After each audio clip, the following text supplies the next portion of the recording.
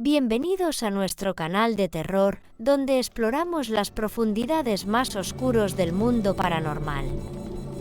Hoy nos adentraremos en un escalofriante viaje lleno de experiencias inquietantes, encuentros con entidades del más allá y misteriosas maldiciones que desafían toda lógica humana. Prepárense para sumergirse en un mundo donde lo inexplicable se convierte en realidad y donde el velo entre nuestro mundo y el otro lado se desvanece. ¿Están listos para enfrentar lo desconocido? Entonces acompáñennos, pero advierto, lo que van a presenciar puede estremecer sus almas para siempre. Hace aproximadamente año y medio, mi mejor amigo de más de 15 años y yo hicimos un viaje nocturno a la granja de mi familia. Después de salir de nuestro turno de segunda en el trabajo, era una noche de principios de otoño en Michigan, clara y fresca. Estábamos sentados, conversando y mirando el cielo estrellado, cuando él me hizo una pregunta muy peculiar. Este lugar siempre me ha dado una sensación extraña, casi como si alguien te estuviera observando. ¿Pasó algo aquí? ¿Algo malo? Yo solo me reí un poco y le respondí que solo conocía las historias que mi padre me había contado. Le relaté que, cuando mi bisabuelo compró la granja en los años 30, era un gran proyecto familiar mantenerla en funcionamiento. Los parientes venían a ayudar con las tareas y, a cambio, podían cazar en las tierras para conseguir alimento. Un primo de mi bisabuelo vino un día, ayudó en la granja y pidió permiso para salir a cazar de noche. Por supuesto, le dieron permiso y partió poco después del anochecer.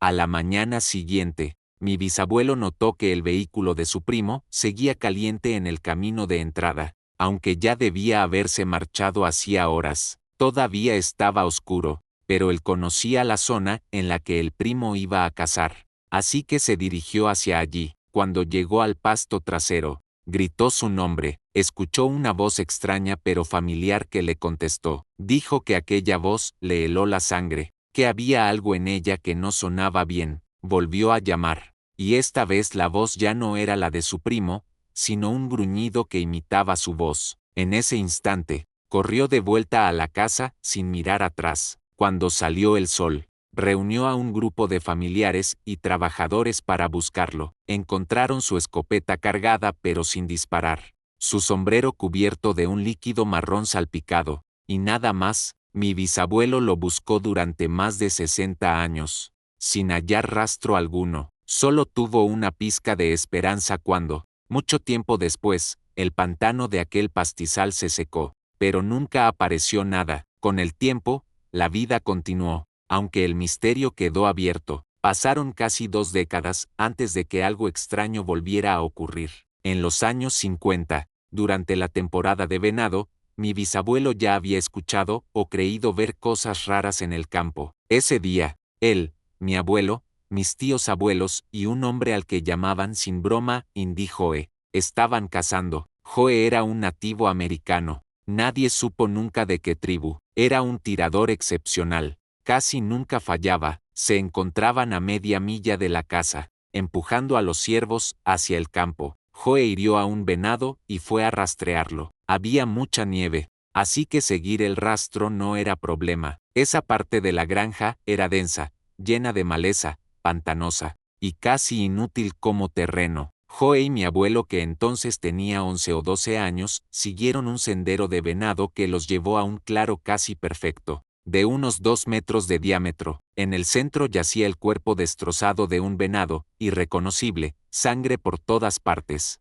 como si algo lo hubiera despedazado violentamente. Joe puso a mi abuelo detrás de él, le dijo que quitara el seguro de su arma y se preparara. Se acercó al animal buscando huellas. Encontraron rastros, pero no se parecían a nada que él hubiera visto jamás, ni siquiera distorsionados por la nieve. Joe se agachó para examinarlos, luego se levantó de golpe, maldiciendo, con el rostro lleno de terror. Agarró a mi abuelo por el cuello de la chaqueta y prácticamente lo arrastró fuera del matorral. Mientras salían, juró escuchar algo acechándolos a 10 pies de distancia, aunque nunca vieron nada. Cuando llegaron a la zona despejada, Joe le dijo a mi bisabuelo que el venado había sido destrozado, y que debía vender esa tierra. Se disculpó, asegurando que jamás volvería a poner un pie allí. Nunca explicó que había visto, semanas antes de morir de cáncer. Joe le dijo a mi abuelo sus últimas palabras: tuvimos suerte, Gene, tuvimos suerte de regresar aquel día. Hasta hoy, mi abuelo no entra en esa parte de la granja. Curiosamente, está en el lado opuesto del lugar donde desapareció mi supuesto primo, casi a 1 milla de distancia. Mi padre, hombre brutalmente honesto, me contó otro episodio. Ocurrió a fines de los años 70, poco antes de irse al campamento de entrenamiento militar. Una noche, él y un amigo estaban en la granja, junto a una fogata en el Prado Sur, cerca del pastizal del primer relato. Jura que no habían bebido ni consumido drogas, solo querían relajarse bajo las estrellas. Había llevado su camioneta para no tener que caminar de regreso a la casa por la mañana. A lo largo de la noche, comenzaron a escuchar ruidos extraños en el bosque que separa el Prado Sur del pastizal. Parecía el andar de un animal grande,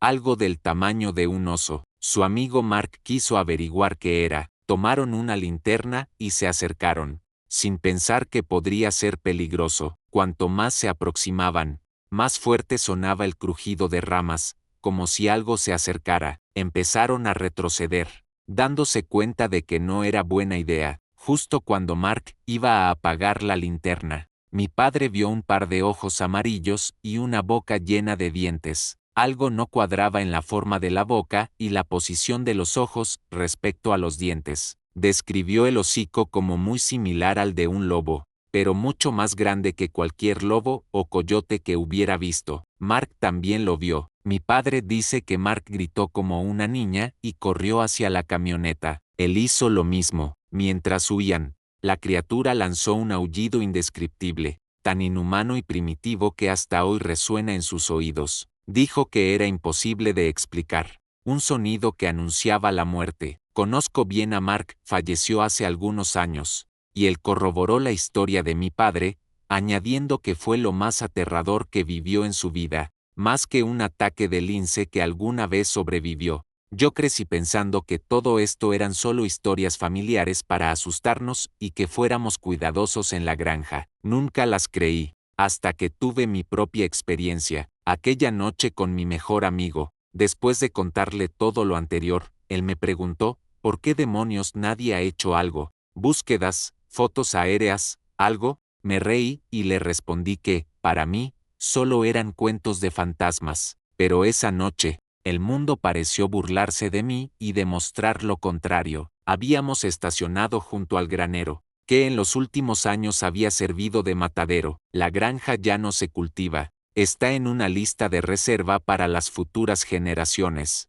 y hoy solo funciona como campamento de caza. El granero está cerca de la casa donde ahora viven mis primos lejanos. Mientras estábamos allí, comenzamos a sentirnos incómodos, como si algo estuviera a punto de suceder. Al principio pensé que era solo el efecto de contar historias de miedo, pero la sensación se volvió tan fuerte que era imposible ignorarla. Entonces, los perros de mis primos se volvieron completamente locos. No eran ladridos de agresión, sino de pánico absoluto. El corral de los perros estaba a unos 30 metros, en completa oscuridad, detrás de la casa. Era básicamente una cerca de malla metálica, lo bastante grande para 3 pastores alemanes. Por encima de los ladridos, escuchamos algo que golpeaba la cerca, intentando derribarla o forzarla. Pensé que quizá eran los mismos perros intentando salir, y no quería acercarme y ser atacado por 3 animales aterrados. Mientras miraba a mi amigo para decirle que debíamos irnos, escuchamos lo que solo puedo describir como el sonido más espantoso de mi vida, un ruido indescriptible, que me heló los huesos y me hizo sentir que la muerte misma nos rondaba. Sin decir una palabra, corrimos hacia el auto, levantando grava al salir a toda velocidad. Esa noche, mis primos no oyeron nada, probablemente porque duermen con una máquina de ruido blanco. Sin embargo, perdieron a uno de los perros, y el corral quedó tan destrozado que debieron reconstruirlo. Las autoridades locales lo atribuyeron a un ataque de coyotes. pero la ferocidad de los daños estaba más allá de lo que incluso una manada de coyotes podría provocar. Yo creo que fue algo mucho, mucho más siniestro. Quiero agradecer a todos los que habéis visto el vídeo. Deciros que son historias reales y que la realidad a veces puede ser más terrorífica que la ficción. No olvides dar like y suscribirte a mi canal y gracias.